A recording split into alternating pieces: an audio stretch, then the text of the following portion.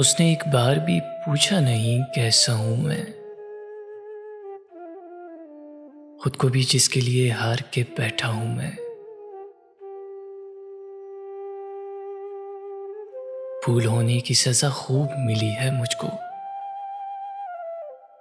शाख से टूट के गुलदान में रखा हूं मैं।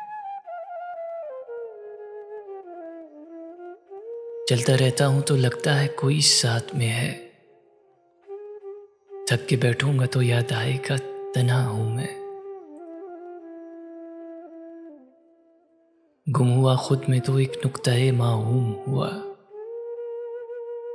मनकशफ होते ही अतराफ पे छाया हूं मैं।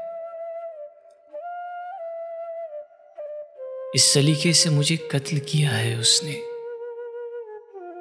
अब भी दुनिया ये समझती है कि जिंदा हूं मैं। फिर अचानक ये हुआ, जीत गई ये दुनिया। मैं समझता था कि बस जीतने वाला हूं मैं।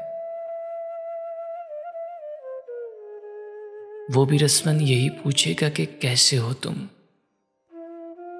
मैं भी हंसते हुए कह दूंगा कि अच्छा हूं मैं।